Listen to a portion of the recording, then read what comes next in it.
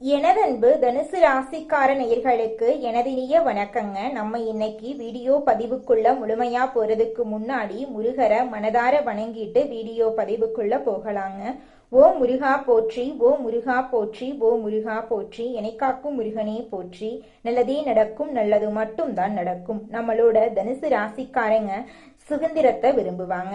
நேர்மையான மற்றும் திறந்த மனப்பான்மை இவங்க கிட்ட இருக்கு. சாகசம், பயணம், புதிய விஷயங்களை கற்றுக்கொள்வதில் இவங்களுக்கு ஆர்வம் இருக்கு. நல்ல நகைச்சுவை உணர்வு கொண்டவங்களா இவங்க இருக்காங்க. இவங்களை பொறுத்த வரைக்கும் தான் மட்டும் நல்லா இருக்கணும் அப்படிங்கிற சுயநலமெல்லாம் கிடையாதுங்க. தன்னை சுத்தி இருக்கக்கூடிய எல்லோருமே நல்லா இருக்கணும் அப்படிங்கிற பொதுநல குணத்தோட இவங்க வாழ்ந்துகிட்டு இருக்காங்க. நட்புக்கு முக்கியத்துவம் தருவாங்க. அதே நேரத்துல நண்பனுக்காக உயிரை கொடுக்க கூட இவங்க தயங்க மாட்டாங்க. தனுசு ராசிக்கார அன்பர்களே அனைவருக்கும் வணக்கங்க. உங்க வாழ்க்கையில நீங்க இதுவரைக்கும் பார்த்திராத ஒரு மிகப்பெரிய திருப்புமுனை அரங்கேற போகுதுங்க. மங்களகரமான பராப வருட தமிழ் புத்தாண்டு பிறக்கும் நன்னாளான ஏப்ரல் 14, 15 மற்றும் 16 ஆகிய தேதிகள் சாதாரண நாட்கள் கிடையாதுங்க. உங்க தலை எழுத்தையே மாற்றப்போகும் சக்தி வாய்ந்த நாட்களுங்க. ஆனா அதே சமயம் உங்களுக்கு ஒரு மிகப்பெரிய ஆபத்து உங்க வாசல்லையே காத்துக்கிட்டு இருக்குதுங்க. அந்த 4 நபர்கள் யாரு, நீங்க ஏன் உஷாரா இருக்கணும், அப்படி என்ன நடக்க போகுது என்பதை நமது இந்த சிறப்பு தொகுப்புல முழுமையா பார்த்து தெரிஞ்சுக்கலாங்க. இந்த காணொளிய ஒரு நொடி கூட தவிர்க்காம முழுமையா பாருங்க. ஏன்னா நீங்க செய்யும் ஒரு சிறு தவறு உங்களை தேடி வரும் அந்த மாபெரும் பொற்காலத்தை தவிடுபொடி ஆக்கிருங்க. நம்மளுடைய தனுசு ராசி மண்டலத்தின் 9வது வீடாக அமையுங்க. இந்த ராசி குரு பகவானை அதிபதியாக கொண்ட ஒரு உன்னதமான ராசியா இருக்கு. தனுசு ராசியில பிறந்த நீங்க இயல்பாகவே மிகவும் நேர்மையானவங்களா இருப்பீங்க.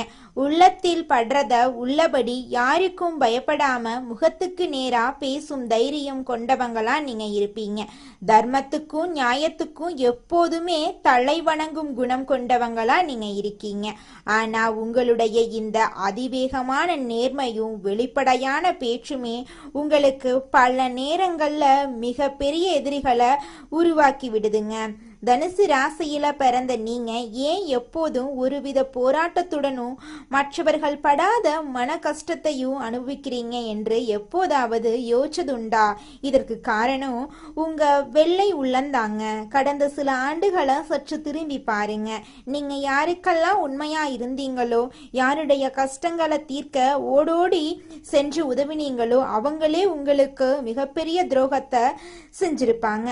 அடுத்தவர்கள் படும் கஷ்டத்தை உங்களால பொறுத்து கொள்ளவே முடியாது. உங்க கையில பணம் இல்லாவிட்டாலும் கடன் வாங்கியாவது மற்றவங்களுக்கு உதவி செய்யும் இலகிய மனம் கொண்டவங்களா நீங்க இருக்கீங்க. ஆனா நீங்க செய்த தர்மம் உங்களுக்கு புண்ணியத்தை சேர்க்கறதுக்கு பதிலா உங்களுக்கு பல பழிகளையும் அவமானங்களையுமே பரிசா கொடுத்திருக்கு. உங்க குடும்பத்தினராலேயே பல நேரங்கள்ல நீங்க தவறாக புரிந்து கொள்ளப்பட்டிருப்பீங்க. நான் யாருக்கும் என்ன பாவம் செஞ்சேன் அப்படின்னு தனிமையில அமர்ந்து நீங்க கண்ணீர் விட்ட இரவுகள் ஏராளமா இருக்கு. பொருளாதார ரீதியா பார்த்தா நீங்க கடினமாக உழைக்கக்கூடியவங்க. அப்படின்னாலும் உழைப்புக்கேற்ற ஊதியம் உங்களுக்கு கிடைச்சிருக்காது. உங்க திறமைய யாரோ ஒருவர் பயன்படுத்தி முன்னேறி இருப்பாங்க. எதை தொட்டாலும் தடை, எதை தொட்டாலும் தோல்வி, உறவுகளுக்குள்ளேயே விரிசல் என ஒரு வழி தடத்துல சிக்கி தவித்த உங்களுக்கு மங்களகரமான பராப வருட தமிழ் புத்தாண்டு பிறக்க போகுது. இந்த நன்னாளில் கிரகங்களின் சஞ்சாரம் உங்க ராசியில ஒரு பிரம்மாண்ட மாற்றத்தை ஏற்படுத்த போகுது. விண்ணில் சஞ்சரிக்கும் கோள்களின் நிலையில இப்போது ஒரு மிகப்பெரிய மாற்றம் நிகழப்போகுது. உங்க ராசிநாதனான குரு பகவானின் அருட்பார்வையும் மற்ற கோள்களின் சூழ்ச்சியும் உங்களுக்கு சாதகமான திசை திரும்புது. இதுவரைக்கும் உங்களை சுற்றி இருந்த எதிர்மறை ஆற்றல்கள் அனைத்தும் விலகி நேர்மறையான அதிர்வலைகள் உங்கள் இல்லத்தையும் உள்ளத்தையும் நிரப்ப போகுதுங்க. இத்தனை காலம் கையில காசு தங்களையே வந்த வழி செலவாகுதேன்னு வருத்தப்பட்ட காலமெல்லாம் முடிவுக்கு வந்துருச்சுங்க. தடைபட்டு நின்ற சுபகாரியங்கள், அதாவது திருமணம், வீடு கட்டுதல் அல்லது புதுமனை புகுவிழா போன்ற நட்காரியங்கள் இப்போது தங்கு தடையின்றி அரங்கேறப் போகுது. நீண்ட நாட்களாக திரும்பி வராது என்று நீங்க கைவிட்ட கடன்கள் வட்டியோடு உங்க கைகளை வந்து சேரப்போகுது. எதிர்பாராத திசையிலிருந்து பணவரவு உங்களுக்கு கிடைக்க போகுது. முன்னோர்களின் சொத்துக்கள்ல இருந்த வில்லங்கங்கள் நீங்கி உங்களுக்கு சேர வேண்டிய பங்கு முறையாக உங்க கையில வந்து சேரப்போகுது. இது வெறும் அதிர்ஷ்டம் மட்டுமல்ல, உங்க உழைப்புக்கு இறைவன் கொடுக்கும் அங்கீகாரம். தொழில் மற்றும் வேலைவாய்ப்பு குறித்து பார்த்தோம்னா இது ஒரு புரட்சிகரமான மாற்றமாயிருக்குங்க. தகுந்த வேலை கிடைக்காம திண்டாடிய இளைஞர்களுக்கு அவர்களின் தகுதிக்கு ஏற்ற உயரிய பதவிகள் தேடி வரும். ஏற்கனவே பணியில் இருக்கிறவங்களுக்கு ஊதிய உயர்வு நிச்சயமா கிடைக்குங்க. வியாபாரத்துல இருக்கிறவங்களுக்கு இது ஒரு பொற்காலம். தேக்க நிலையில இருந்த சந்தை நிலவரம் மாறி உங்க பொருட்கள் அதிக விலைக்கு விற்பனையாகும். புதிய கிளைகளை தொடங்குறதுக்கும் புதிய முதலீடுகளை செய்யறதுக்கும் இது மிகச்சிறந்த தருணம். கூட்டாளிகளுடன் இருந்த மனக்கசப்பு நீங்கி ஒற்றுமை பலப்படும். இந்த நாட்கள்ல உங்கள் உள்ளுணர்வு மிகவும் வலுவாயிருக்கும். நீங்க எடுக்கும் ஒவ்வொரு சிறிய முடிவும் பின்னால ஒரு மிகப்பெரிய ஆலமரமா வளர்ந்து உங்களுக்கு நிழல் தருங்க. தனுசு ராசி நேயர்களே, இப்போது நாம் பார்க்க போகும் இந்த பகுதி உங்க வாழ்வின் மிக முக்கியமான ஒரு எச்சரிக்கை மணிங்க. அதிர்ஷ்டம் கதவை தட்டும் பொழுது அதே கதவின் பின்னால சில சவால்களும் ஒளிஞ்சிருக்கும் என்பதுதான் பிரபஞ்சத்தோட நியதிங்க. உங்க வாழ்வில் இந்த தமிழ் புத்தாண்டு காலத்தில் ஏற்பட போகும் அந்த பொற்கால மாற்றத்தை தடுக்கிறதுக்கோ அல்லது திசை திருப்புவதற்கோ சில மனித உருவல வரும் தடைகள் காத்துக்கிட்டு இருக்கு. உங்க வெள்ளந்தி மனமே உங்களுக்கு பல நேரங்கள்ல வினையா முடிஞ்சிருது. இந்த ஏப்ரல் 14, 15, 16 ஆகிய தேதிகள்ல நீங்க யாரையெல்லாம் உங்கள் நெல்லுக்குள் அனுமதிக்கணும், யாரிடமெல்லாம் ஒரு பாதுகாப்பான இடைவெளியை பேணணும் என்பதுல மிகவும் விழிப்புணர்வோடு இருக்கிறது ரொம்பவும் அவசியங்க. குறிப்பா நீங்க யார்கிட்ட பேசணும், யார்கிட்ட பேசக்கூடாது, இந்த செயலை செய்யலாமா செய்யக்கூடாதுன்னு 1க்கு 2 முறை ஆலோசனை பண்ணி தாங்க செயல்படணும். நீங்க நண்பர்களுக்காகவோ உடன் வேலை செய்பவர்களுக்காகவோ அல்லது உங்கள் உறவினர்களுக்காகவோ கூட எந்த ஒரு செயலை செஞ்சாலும் 1க்கு 2 முறை ஆலோசனை பண்ணி தாங்க செய்யணும். நீங்க ஒரு புதிய தொழிலை தொடங்க போகும் செய்தியையோ உங்களுக்கு கிடைக்க போகும் பெரும் பணவரவு பற்றிய தகவலையோ நீங்க யாரையும் நம்பி தப்பி தவறி கூட பகிர்ந்து கொள்ளக்கூடாது. உங்களுடைய வளர்ச்சி சிலருக்கு கண்ணு குத்தலாம். இவன் மட்டும் எப்படி இவ்வளவு சீக்கிரம் முன்னேறான் என்ற ஒரு சிறிய எண்ணம் கூட அவர்களின் பார்வையில வழியாக உங்க மீது ஒரு எதிர்மறை அதிர்வை உண்டாக்குங்க. அதனால உங்கள் திட்டங்களை செயல்படுத்தி முடிக்கும் வரை அதை ஒரு ரகசியமாகவே வச்சிருங்க. இந்த 3 நாட்கள்ல யாரிடமாவது கடன் கொடுக்க போவதோ அல்லது வாங்குவதோ உங்க பொருளாதார சுழற்சியை பாதிக்குங்க.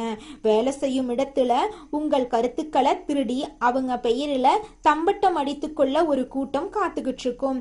மேல் அதிகாரிகளிடம் நீங்கள் பேச போகும் முக்கியமான விஷயங்களை முன்னரே யார்கிட்டையும் விவாதிக்காதீங்க. உங்களை வீழ்த்த நினைக்கிறவங்க உங்கள் பலவீனத்தை தான் முதல்ல தேடுவாங்க. சிங்கம் எப்படி தனது வேட்டையை தொடங்கும் முன்னாடி அமைதியா காத்திருக்குமோ அதே போல உங்க வெற்றிக்கான தருணம் வரும் வரை நீங்க அமைதியா இருங்க. இந்த எச்சரிக்கைகளை நீங்க சரியாக பின்பற்றினா உங்க பொற்காலத்தை தடுக்கும் சக்தி யாருக்கும் இருக்காது. ஒரு அடர்ந்த ஆலமரத்தின் நிழலில அமர்ந்திருந்த அந்த பழைய வீட்டின் திண்ணையில அமர்ந்திருந்தவன் தான் கதிருங்க.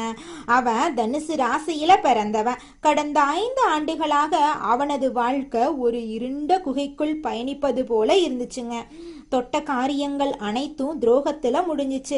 கையிலிருந்த சேமிப்பு கரைஞ்சு கடன் சுமை கழுத்த நெரிக்க தொடங்குச்சு. சொந்த ஊரிலேயே நிமிர்ந்து நடக்க முடியாம கூனி குறுகி போயிருந்தா. அன்னைக்கு ஏப்ரல் 13ஆம் தேதி. நாளை விடிய போகுது. அந்த 3 நாட்கள் தான் தன் வாழ்வின் கடைசி வாய்ப்பு என்று அவன் உள்மனம் ஏதோ ஒரு ரகசியத்தை சொல்லிக்கிட்டே இருந்துச்சு. அன்று மாலை அவன் தற்செயலாக ஒரு முதியவரை சந்திச்சான். அந்த முதியவர் அவன் கண்களை ஊருடுவி பார்த்து, தம்பி, விடியல் உன் வாசல்ல நிக்குது. ஆனா உன் கையில இருக்கும் விளக்க அணைக்க ஒரு கூட்டம் வரும். ஏப்ரல் 14 16 வரைக்கும் உன் நாவிக்கு பூட்டு போடு. குறிப்பா உன் திட்டங்களை யார்கிட்டையும் சொல்லாத அப்படின்னு எச்சரிச்சுட்டு மறைஞ்சிட்டாரு. புத்தாட்டு தினமான ஏப்ரல் 14 அதிகாலை கதிரின் அலைபேசிக்கு ஒரு அழைப்பு வந்துச்சு. அது அவனது நீண்ட நாள் நண்பன் முரளி. அவன் பெயர் மா என்ற எழுத்துல தொடங்குது என்பதை கதிர் சட்டென்று நினைவு கூர்ந்தான். முரளி மிகவும் கனிவா பேசினா. கதிர், உனக்கு ஒரு பெரிய வேலை வாய்ப்பு வந்திருக்கு, உடனே என்னை வந்து பாரு அப்படின்னு சொன்னான். முன்னதாக இருந்திருந்தா கதிர் ஓடோடி செஞ்சிருப்பான். ஆனா அந்த முதியவரின் எச்சரிக்கை அவன் காதுகள்ல ஒழிச்சது. இப்போது வர இயலாது முரளி, பிறகு பேசுறேன் அப்படின்னு சுருக்கமா முடிச்சிட்டான். பிறகுதான் தெரிஞ்சது முரளி சொன்ன அந்த வேலை வாய்ப்பு ஒரு மிகப்பெரிய பண மோசடி திட்டம் அப்படிங்கிறது. அவன் அந்த ஒரு வார்த்தை மௌனத்தால ஒரு பெரும் ஆபத்துல இருந்து தப்புனா. ஏப்ரல் 15ஆம் தேதி கதிர் ஒரு பழைய நிலம் சம்பந்தமான ஆவணங்கள்ல சரிபார்த்து கொண்டிருந்தான். அவனது தாத்தா வீட்டுக்கு சென்ற ஒரு சிறிய தரிசு நிலம் அது. அன்று மதியம் அவனது உறவினர் ஒருவர் சே என்ற பெயரில் தொடங்கும் பெயர் கொண்டவர் வீட்டுக்கு வந்தாரு. அந்த நிலத்தை விற்று விடலாம், நான் நல்ல விலை பேசி தர்றேன் அப்படின்னு அவர் சொன்னாரு. கதிர் அமைதியா மறுத்துட்டான். மறுநாள் ஏப்ரல் 16ஆம் தேதி காலை அரசாங்கத்திடமிருந்து ஒரு அறிவிப்பு வந்துச்சு. அந்த நிலத்தின் வழியாக ஒரு தேசிய நெடுஞ்சாலை அமைக்கலாம் அப்படின்னு. அதற்காக அந்த நிலத்துக்கு பல கோடி ரூபாய் இழப்பீடு வழங்கப்பட போகுது அப்படின்னு செய்தி அவருக்கு கிடைச்சிச்சு. கதிர் அதிர்ந்து போனான். அன்று மாலை அவனுக்கு ஒரு புதிய தொழில் தொடங்குவதற்கான முதலீடும் தானாகவே வந்து சேர்ந்துச்சு. அந்த 3 நாட்கள்ல அவன் காட்டிய நிதானமும் மௌனமும் தான் அவன் வாழ்க்கையில பல வகையான நன்மைகளை அவனுக்கு தேடித்தருது. இந்த கதிரை போலவே நீங்களும் அமைதியா பொறுப்பா இருந்தீங்கன்னா நிச்சயமா உங்க வாழ்க்கையில ஒரு வெற்றி கிடைத்தே தீருங்க. அதுல துளி கூட மாற்றமே கிடையாதுங்க. வரப்போகக்கூடிய நன்மைகளை இரட்டிப்பாக்கி கொள்ளவும் நீங்க செய்ய வேண்டிய ஆன்மீக கடமைகள் குறித்து இப்போது ஆழமா பார்க்கலாம். இந்த ஏப்ரல் 14, 15, 16 ஆகிய தேதிகள்ல நீங்க மேற்கொள்ள வேண்டிய சில எளிய அதே சமயம் மிக வலுவான வழிபாட்டு முறைகள் உங்க தலையெழுத்தையே மாற்றும் வல்லமை கொண்டதுங்க. உங்க வாழ்க்கையில நீங்க செய்யக்கூடிய முதல் விஷயம் என்னன்னு பாத்தீங்கன்னா, இந்த 3 தேதிகளிலும் நீங்க அதிகாலையிலே பிரம்ம முகூர்த்தத்துல எழுந்து நீராடி உங்க வீட்டுல பூஜை அறையில மகாலட்சுமியின் திருவுருவ படத்துக்கு மல்லிகை அல்லது வெந்தாமரை மலர்களார அலங்காரம் செய்யணும். நெய் தீபம் ஏற்றி வச்சு உங்கள் மனக்குறைகளை அந்த அன்னையிடம் ஒப்படைச்சிடுங்க. இத்தனை காலம் நான் பட்ட கஷ்டங்கள் போதும் தாயே, இனி வரும் காலம் எனக்கு ஒளியா அமையட்டும் என்று மனதார வேண்டிக் கொள்ளுங்க. வெள்ளிக்கிழமைகள்ல சுக்கிர உரையில இந்த வழிபாட்டை செய்யறது உங்களுக்கு ராஜயோகத்தை பெற்று தருங்க.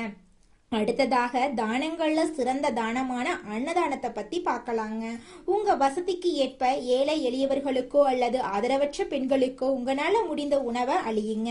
குறிப்பா இந்த புத்தாண்டு நாட்கள்ல தயிர் சாதம், பால் பாயாசம் அல்லது வெள்ளை நிற இனிப்பு வகைகளை தானமா வழங்குறது உங்கள் ஜாதகத்தில் இருக்கக்கூடிய தோஷங்களின் வீரியத்தை குறைக்குங்க. பார்வையற்றவர்களுக்கு உதவுறது சுக்கிர பகவானின் பரிபூரண அருளை உங்களுக்கு பெற்று தருங்க. இந்த 3 நாட்களும் நீங்க வெள்ளை அல்லது சந்தன நிற ஆடைகளை அணியறது உங்களுக்கு ஒரு கூடுதல் பலத்தை தருங்க. இது உங்களை சுற்றி ஒரு தெய்வீக பாதுகாப்பு கவசத்தை உருவாக்கி எதிர்மறை எண்ணங்கள்ல இருந்து உங்களை நிச்சயமா பாதுகாக்குங்க. இந்த நாட்கள்ல நீங்க எடுக்கும் ஒவ்வொரு முடிவும் உங்க எதிர்காலத்தை நிர்ணயிக்கும் அப்படிங்கறதால எந்த ஒரு காரியத்தையும் அவசரத்துல செய்யாதீங்க. யாரிடமும் வாக்குவாதம் செய்யாதீங்க. உங்கள் மௌனம்தான் இந்த 3 நாட்கள்ல உங்கள் மிகப்பெரிய வலிமையா இருக்கணுங்க. உங்க வெற்றி கனிகள் கனிந்து உங்க கைக்கு வரும் வர அதை மறைத்தே வச்சிருங்க. நீங்க செய்யும் இந்த எளிய ஆனா வலுவான பரிகாரங்கள் உங்க பாதையில் இருக்கக்கூடிய முட்களை அகற்றி மலர் பாதையா மாத்திருங்க. இந்த எச்சரிக்கைகளை மனதில் கொண்டு நிதானமா செயல்பட்டா உங்க வாழ்க்கையில இந்த புத்தாண்டு ஒரு மாபெரும் பொற்காலமா இருக்குங்க. நிச்சயமா உங்களுடைய ஆசைகள் கனவுகள் எல்லாமே இந்த காலகட்டத்துல நிறைவேறிய தீருங்க. அது துளி கூட மாற்றமே கிடையாதுங்க. அடுத்ததாக நம்முடைய தனுசு ராசியில் இருக்கக்கூடிய ஒவ்வொரு நட்சத்திரக்காரர்களுக்கும் இந்த மாதம் எப்படி அமைஞ்சிருக்கு அப்படின்னு தெரிஞ்சுக்கலாங்க. நம்மளோட தனுசு ராசியில் இருக்கக்கூடிய முதல் நட்சத்திரம் மூலம். உங்களுக்கு இந்த மாதம் எப்படி அமைஞ்சிருக்கு அப்படின்னு பார்க்கலாங்க. இந்த மாதம் எடுத்த வேலையை சிறப்பாக செய்து முடித்து நற்பெயரை பெற போறீங்க. அதே நேரத்துல கூடுதலாக உழைக்க வேண்டி இருக்கும். மாணவர்கள் கவனத்தை சிதறவிடாம மிகவும் கவனித்து பாடங்களை படிக்கிறது நல்லது. சக மாணவர்களுடன் அனுசரித்து செல்றது நன்மை தரும். உத்தியோகஸ்தவர்களுக்கு எதிர்பார்த்த வங்கி கடன் கிடைக்கும். சக ஊழியர்கள் உங்களை விமர்சித்தாலும் அனுசரித்து போவாங்க. இது நாள் வரைக்கும் உங்க வாழ்க்கையில இருந்த அனைத்து பிரச்சனைகளுக்கும் இந்த மாதம் தீர்வு கிடைக்க போகுது. உங்களோட ஆசைகள் கனவுகள் எல்லாமே நிறைவேற போகுதுங்க. அடுத்ததாக நம்முடைய தனுசு ராசியில் இருக்கக்கூடிய நட்சத்திரம் பூராடம். உங்களுக்கு இந்த மாதம் எப்படி அமைஞ்சிருக்கு அப்படின்னு தெரிஞ்சுக்கலாங்க. இந்த மாதம் மன அமைதி உண்டாகுங்க. எதிலும் நட்பலன் உங்களுக்கு கிடைக்கும். திட்டமிட்டு செயலாற்றுவதிலும் உறுதியான முடிவு எடுப்பீங்க. வாக்கு வன்மையால காரிய வெற்றி உண்டாகும். எதிர்பாராத திடீர் செலவு உண்டாகலாம். அடுத்தவர் கூறத தவறாக புரிந்து கொண்டு பின்னர் வருத்தப்படும் சூழ்நிலை ஏற்படும். புதிய மேலதிகாரியின் அறிமுகம் உங்களுக்கு கிடைக்கும். புதிய பொறுப்புகள் உங்களுக்கு கிடைக்கும். திருமணமாகாதவர்களுக்கு திருமண தடை நீங்கி உங்களுக்கேற்ற சரியான வாழ்க்கை துணையோடு திருமணம் நடக்குங்க. குழந்தை பாக்கியம் இல்லாதவர்களுக்கு குழந்தை பாக்கியம் கிடைக்குங்க. பூர்வீக சொத்து ரீதியாக இருந்த அனைத்து பிரச்சனைகளுக்கும் தீர்வு கிடைக்குங்க. உங்களுக்கு வரவேண்டிய பூர்வீக சொத்து உங்க கையில வந்து சேரப்போகுதுங்க. அடுத்ததாக நம்முடைய தனுசு ராசியில் இருக்கக்கூடிய நட்சத்திரம் உத்திராடம் 1ஆம் பாதம். உங்களுக்கு இந்த மாதம் எப்படி அமைஞ்சிருக்குன்னு பார்க்கலாங்க. இந்த மாதம் கடவுள் பக்தி அதிகரிக்கும். கொடுக்கல் வாங்கல் சொத்து வாங்குறதுல கவனம் தேவை. தொழில் வியாபாரத்துல இருந்த போட்டி நீங்கும். கடன் விவகாரங்கள் கட்டுக்குள் இருக்கும். சரக்குகளை வாடிக்கையாளர்களுக்கு அனுப்பும் போது கவனம் தேவை. நல்லவர்களின் நட்பை இழந்து விடாதீங்க. உணர்ச்சி வசப்பட்டு பேசுறத குறைத்து கொள்றது உங்க வாழ்க்கைக்கு ரொம்பவும் நல்லதுங்க. குருவிற்கு சாமந்தி மலரை சமர்ப்பித்து வியாழக்கிழமையில் வணங்கி வர எல்லா நன்மைகளும் உங்கள் வாழ்க்கையில் உண்டாகும். உங்கள் வாழ்க்கையில் நல்லது தாங்க நடக்கும். கெட்டதென்ற பேச்சுக்கு துளி கூட இடம் கிடையாதுங்க. இது நாள் வரைக்கும் உங்களை வேண்டாம் என்று உதறி தள்ளிட்டு போன சொந்த பந்தங்கள் எல்லோருமே இனி வரக்கூடிய காலங்களில் உங்களை தேடி வரப்போறாங்க. புதுசா நிலம் வாங்க போறீங்க, காடு வாங்க போறீங்க, கார் வாங்க போறீங்க, வீடெல்லாம் கட்ட போறீங்க. உங்க வாழ்க்கையில மேலும் நல்லதெல்லாம் நடக்க நீங்க செய்யக்கூடிய பரிகாரம் என்னன்னு பார்த்தீங்கன்னா, உங்க வீட்டுக்கு பக்கத்துல இருக்கக்கூடிய கண்ணு தெரியாத குழந்தைங்களுக்கு உங்களால முடிஞ்ச உதவிகளை செஞ்சுக்கிட்டு வாங்க. உதவி செய்யணும் அப்படிங்கிறதுக்காக நீங்க லட்சக்கணக்கில் செலவு பண்ணணும் அப்படிங்கிற அவசியம் கிடையாது. உங்களால முடிஞ்ச அளவுக்கு ஒரு பேனா வாங்கித்தாங்க, ஒரு பென்சில் வாங்கித்தாங்க. இந்த உதவியை செய்யறதன் மூலமா உங்க வாழ்க்கையில நீங்க செஞ்ச பாவங்கள் எல்லாம் குறைய போகுது. உங்களுடைய வாழ்க்கையே சொர்க்க வாழ்க்கையா மாறிடுங்க. நல்லதே நடக்கும். நல்லது மட்டும்தான் நடக்கும். நன்றி.